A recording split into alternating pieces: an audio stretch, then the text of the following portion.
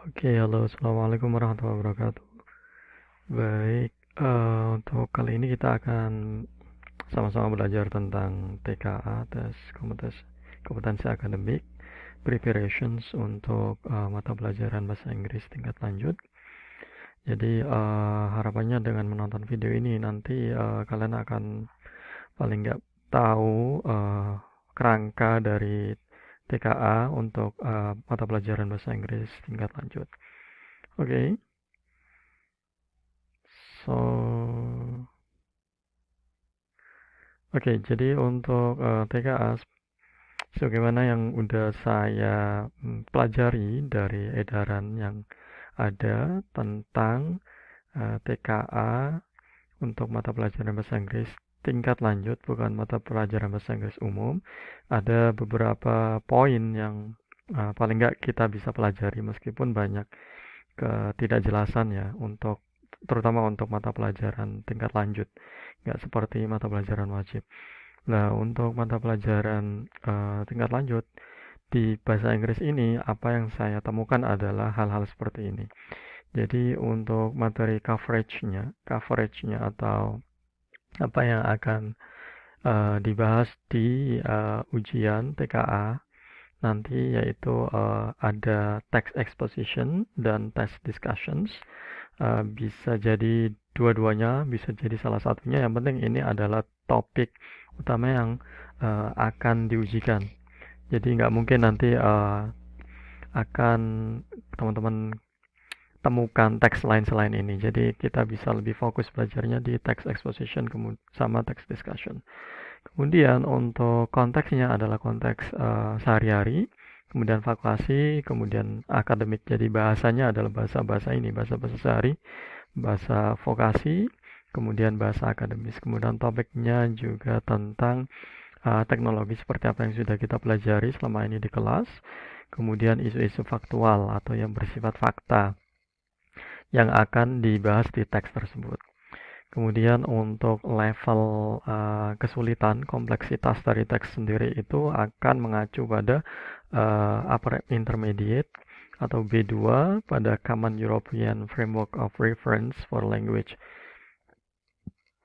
Jadi mengacu pada CFR, di mana B2 itu level intermediate atau level menengah ya. Bisa jadi nanti porsinya diambil beberapa, nggak mungkin di A1 atau 2. Asumsinya saya nanti ada di B1 dan B2. Dan itu yang dijelaskan di Juknis dari Bahasa Inggris tingkat lanjut. Kemudian teks utamanya adalah ini, teks analytical exposition, kemudian discussion text. Jadi teman-teman nanti bisa belajar lagi tentang dua teks ini. Jadi untuk teks analytical exposition itu menyatakan mendukung pendapat, one-sided argument, fokusnya adalah pada persuasi ya, atau mempengaruhi pembaca supaya mereka setuju dengan apa yang kita ungkapkan. Kalau discussion ini lebih objektif, yaitu membahas satu masalah dari dua sisi, yaitu sisi pro dan sisi kontra, kemudian nanti akan disimpulkan. Kemudian topik yang relevan sesuai dengan apa yang kita pelajari, sesuai dengan juknisnya itu adalah berhubungan dengan teknologi. Bisa jadi teknologi AI di pendidikan, dampak media sosial, contohnya terhadap komunikasi, energi terbarukan, online learning, traditional learning, robotics in workplace, dan lain-lain. Pokoknya yang relate dengan teknologi kalau mengacu pada buku di Kemendikbud. Oke. Terus untuk levelnya, kalau kita bahas tentang B2, upper intermediate, yaitu biasanya ciri-ciri teksnya seperti ini, panjang sekitar 300 sampai 400 kata, menggunakan kosakata berfrekuensi tinggi, artinya yang sering banyak dijumpai kosakatanya. Jadi kemungkinan nggak terlalu sulit kosakatanya karena banyak dijumpai, hingga 4000 kata ya. Kemudian menggunakan struktur kalimat kompleks dan konteksnya adalah vokasi dan akademik yang berkaitan dengan minat, pengalaman, kebutuhan informasi umum maupun spesifik dengan tingkat pemahaman yang baik. Kemudian kalau B1 itu bawahnya lagi, berarti lebih simpel lagi katanya, dan kompleksitasnya juga lebih rendah. Jadi panjangnya sekitar 250, 200 350 kata, kemudian menggunakan kosakata berfrekuensi tinggi hingga 3000 kata. Artinya kosakata yang frekuensinya tinggi itu jumlahnya sekitar 3000 kata dari kata-kata yang sering muncul ya. Menggunakan struktur kalimat sederhana serta kompleks dan menggunakan konteks vokasi sama dengan yang sebelumnya. Yang bedanya cuma ini aja, lebih simple di B1 karena di sana panjangnya lebih sedikit daripada di B2. Kemudian untuk kompetensi yang diujikan adalah ini pemahaman tekstual, yaitu berkaitan dengan informasi eksplisit atau tersurat, kemudian pemahaman inferensial, kemudian yang terakhir adalah evaluasi dan apresiasi. Oke, itu yang akan muncul pertanyaan-pertanyaan yang berhubungan dengan itu ya di reading nanti. Kemudian kalau kita bahas tentang pemahaman tekstual, yaitu pemahaman yang bersifat eksplisit atau informasi yang bisa dengan mudah kita temukan di teks tersebut. Itu ada beberapa contoh kegiatan atau pertanyaan yang meminta teman-teman untuk satu menemukan informasi. Ini agak mudah karena kita cuma tinggal mencari kata kunci yang ada di teks, kemudian menjawab soal berdasarkan kata kunci tersebut. Materi aktivitas bisa berupa identifikasi ide pokok atau supporting details, atau supporting details itu informasi yang mendukung ide pokok. Kemudian latihannya contohnya adalah temukan gagasan utama tiap paragraf. Itu adalah contoh pertanyaan pemahaman tekstual di mana dia meminta kita untuk menemukan informasi. Kemudian yang kedua bisa jadi kita nanti diminta untuk mengklasifikasi. Contohnya adalah dengan membedakan antara teks atau kalimat yang berupa fakta atau opini. Contohnya kelompokkan argumen yang mendukung atau argumen yang tidak mendukung, atau alasan apa yang digunakan untuk mendukung dan tidak mendukung kasus tersebut. Kemudian contoh kegiatan yang lainnya adalah kompetensi yang lainnya adalah membuat kerangka, contohnya buat outline atau mind map, text exposition, discussion. Kalau di pertanyaan-pertanyaannya berarti teman-teman nanti harus bisa menyaring informasi yang ada di teks itu menjadi kerangka atau mind map yang nanti biasanya ada di pertanyaan tersebut. Contohnya di sana teksnya itu membahas tentang apa, paragraf ini membahas tentang apa, itu biasanya outline seperti itu. Meringkas, teman-teman bisa latihan summarizing, jadi bisa membaca teks kemudian berlatih untuk menyimpulkan teks tersebut ini tentang apa ya, kayak gitu. Itu nanti sangat berarti sekali terhadap proses teman-teman belajar tentang teks tersebut. Kemudian mensintesis, contohnya gabungkan informasi dari dua teks tentang topik serupa, contohnya dua artikel tentang pendidikan atau dalam pendidikan. Teman-teman nanti bisa latihan untuk membaca dua teks yang mungkin hampir sama ya topiknya, kemudian menyimpulkan dua ini, apa kira-kira perbedaan dan persamaannya. Itu nanti bisa melatih teman-teman untuk lebih kritis dalam menanggapi sebuah teks atau untuk memahami sebuah teks. And then kemudian untuk pemahaman inferensial ini berhubungan dengan pemahaman secara implisit apa yang nggak ada di teks. Intinya itu adalah kita butuh pemahaman lebih tinggi untuk menyimpulkan teks tersebut untuk menjawab beberapa pertanyaan. Ada beberapa subkompetensi di sini, contohnya adalah menyimpulkan detail pendukung. Contohnya di sini inferensi based on the text, what might happen if bla bla bla. Nah, di sini kita perlu berpikir kritis atau menyimpulkan kira-kira apa yang akan terjadi ketika ini terjadi. Ketika A ini seperti ini, ketika B seperti inilah, ini nggak akan ada di teks, tapi butuh pemahaman atau penalaran kita. Kemudian menyimpulkan topik, tujuan penulis, Contohnya latihan menentukan writer purpose, to persuade, to discuss, to inform. Jadi nanti kalau teman-teman menghadapi teks tentang diskusi, ya nggak jauh-jauh nanti tujuan dari teks tersebut itu adalah ya ini, kalau nggak untuk persuade, untuk mendiskusikan, atau to inform, dan lain-lain. Kemudian menyimpulkan hubungan antar ide, teman-teman bisa berlatih dengan menghubungkan cause effect. Jadi apa hubungannya kalimat satu dengan yang lainnya, kalau misalkan ada alasan, kemudian ada efeknya, ada konsekuensinya, itu nanti bisa dilatih seperti itu. Kemudian kontras. Kontras itu adalah apa ya, kalimat yang berseberangan seperti itu, yang nggak saling mendukung. Itu nanti bisa latihan untuk menghubungkan atau membandingkan seperti itu, comparison, membandingkan. Dan ini ya apa, example, melihat contoh dari teks, atau itu penjelasan lebih lanjut dari sebuah bacaan atau sebuah teks atau sebuah kalimat. Nah itu nanti teman-teman bisa berlatih untuk menyimpulkan hubungan.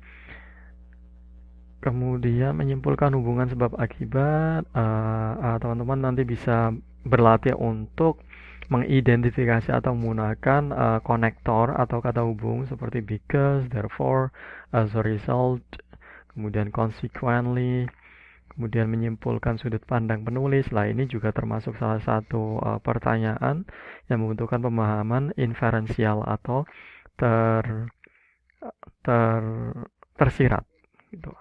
Contohnya analisis bahasa evaluatif, should, must, unfortunately, surprisingly. Nah ini kalimat-kalimat, kata-kata yang mungkin nanti sering muncul di di teks eksposisi atau di teks discussion. Jadi kita perlu juga menginterpretasi kira-kira kalimat ini yang mengandung kata should ini fungsinya sebagai apa. Contohnya I should, they should, contohnya ban smoking for example, contohnya. Jadi kata should di sini fungsinya sebagai apa, yaitu untuk mewajibkan atau untuk merekomendasikan bahwa smoking itu harus di ban atau harus dilarang seperti itu contohnya. Kemudian memprediksi implikasi atau koneksi. Lah ini juga sama, contohnya diskusi what could be the impact of the other suggestion is followed.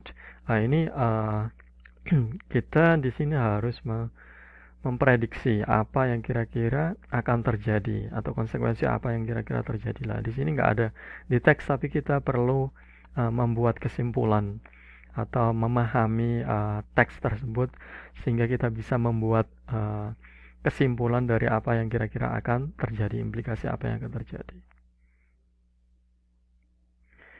Kemudian kalau di kompetensi evaluasi dan apresiasi, mereka punya subkompetensi menilai fakta, opini.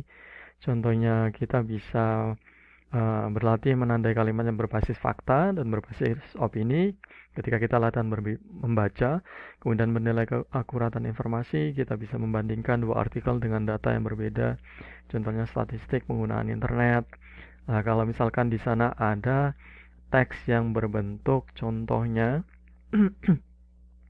yang agak visual, contohnya di sana ada infografis. Saya nggak tahu apakah nanti ada teks seperti itu, tapi bisa jadi akan ada karena sampai saat ini terbatas informasi ini yang saya tahu.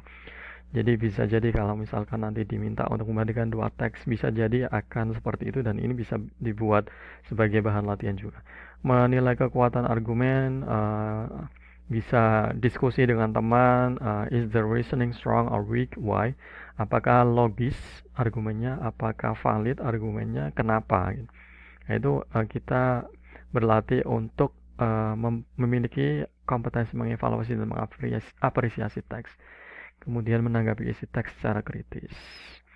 Contohnya critical response writing, teman-teman bisa berlatih menulis tanggapan, contohnya 150 kata terhadap artikel dengan alasan yang logis. Ini contoh latihan saja ya untuk mempertajam subkompetensi ini. Nah, kalau kita bahas tentang analytical exposition dengan discussion, sebenarnya teks ini mirip karena dua-duanya adalah teks yang berupa teks argumen. Tapi ada perbedaannya sebenarnya. Tapi kalau text analytical exposition itu tujuannya adalah untuk menyatakan pendapat, argumen pribadi penulis terhadap suatu isu untuk meyakinkan pembaca. Jadi tujuannya di sini adalah untuk meyakinkan pembaca. Kalau discussion itu menyajikan dua sisi argumen. Kalau analytical satu, kalau discussion itu dua. Jadi pro sama kontra. Tujuannya itu. Kalau fokus dari isinya, kalau yang analytical itu membahas dari satu sudut pandang saja. Jadi konsisten antara negatif, ya negatif dari awal, setuju ya setuju dari awal, nggak setuju ya nggak setuju dari awal. Tapi kalau discussion itu dua sudut pandang, artinya di sana lebih objektif si penulis ini. Kemudian kalau strukturnya kurang lebih sama. Yang pertama adalah pembukaan, di mana kalau di analytical exposition itu disebut thesis. Kemudian kalau di discussion itu issue, tapi dua-duanya itu sebenarnya sama, memperkenalkan masalah di sana.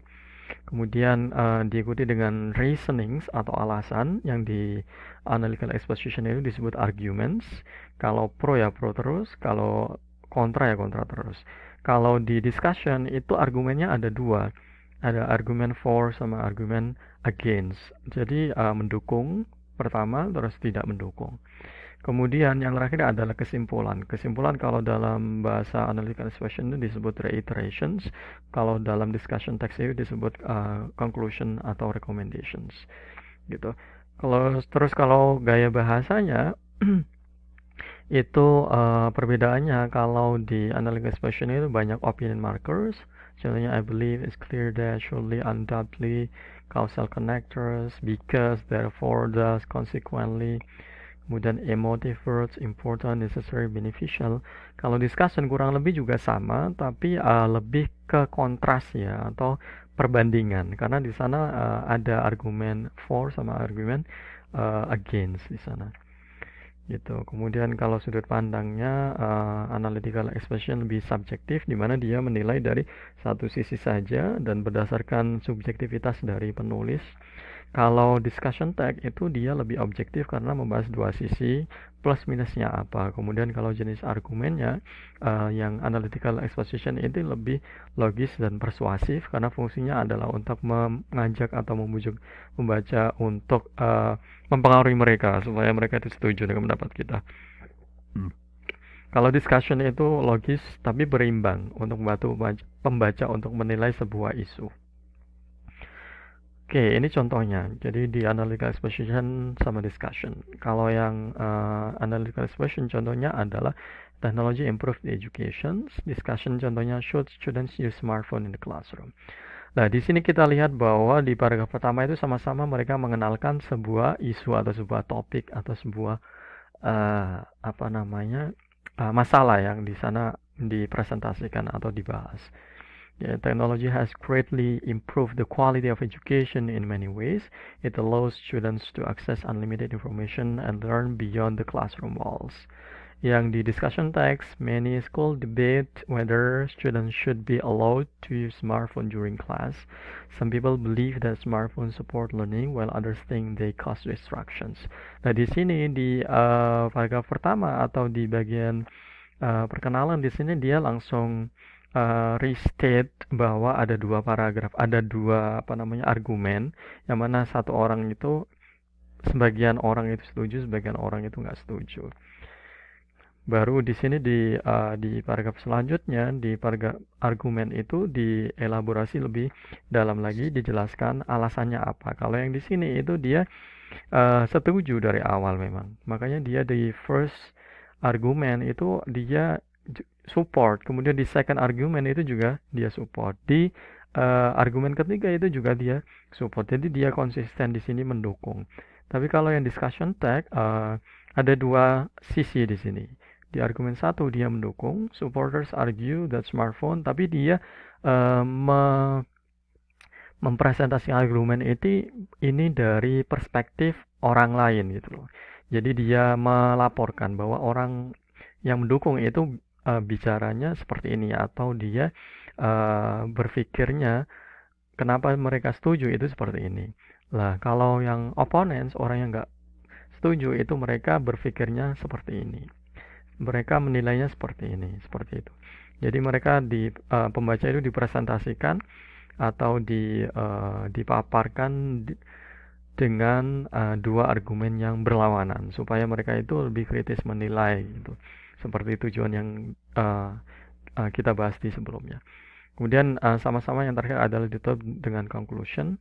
Kemudian yang discussion tag itu juga sama, dia ditutup dengan conclusion. Tapi biasanya di sini juga ada rekomendasi di text discussion itu, tapi nggak wajib, itu opsional.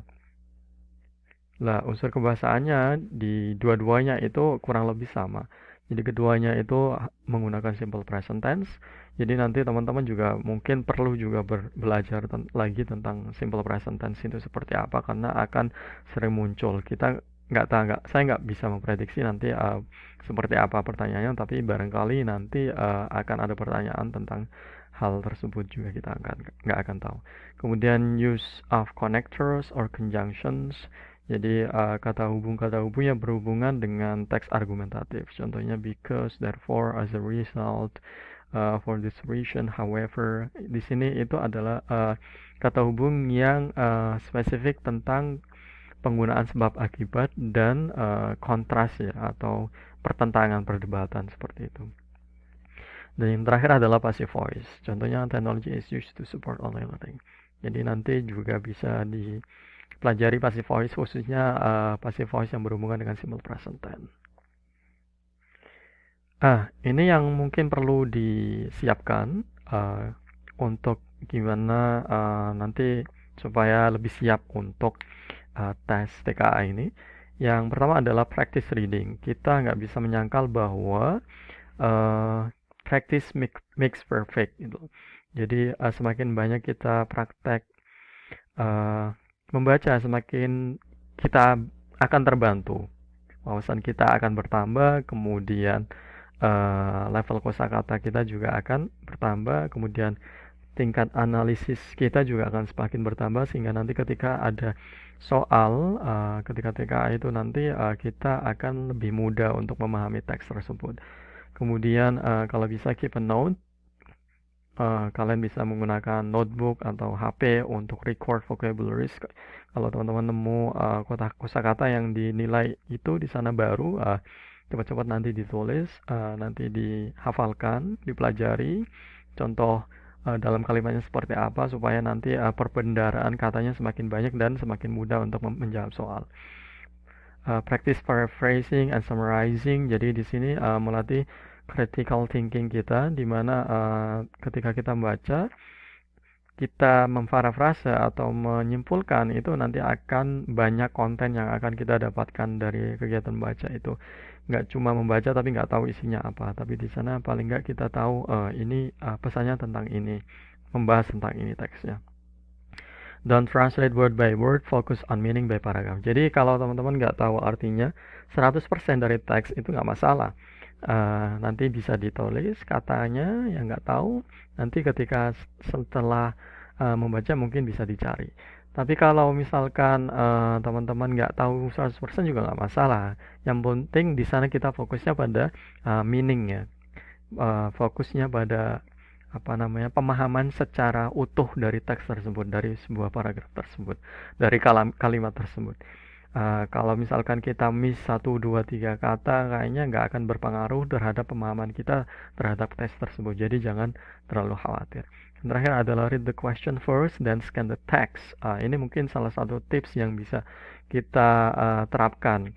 Kadang itu kita bisa menemukan bahwa ada beberapa pertanyaan yang bisa kita jawab tanpa membaca teks tersebut. Jadi itu mungkin bisa diprioritaskan pertanyaan-pertanyaan seperti itu, supaya apa? Supaya kita bisa menghemat waktu. Jadi nggak harus membaca dulu semuanya baru nanti kita jawab soal. Kita nanti jawab soal, kita lupa teksnya, terus baca lagi seperti itu. Jadi yang paling efektif menurut saya itu kita bahas dulu pertanyaannya, kita mungkin pelajari pertanyaannya dulu, baru nanti ketika paham kita pertanyaan itu apa, baru kita cari di teks itu kata kuncinya apa, seperti itu. Alright, I think that's all I can say for this short video for the uh, TKA preparations. I wish you good luck. Setelah ini akan saya share tentang kegiatan selanjutnya.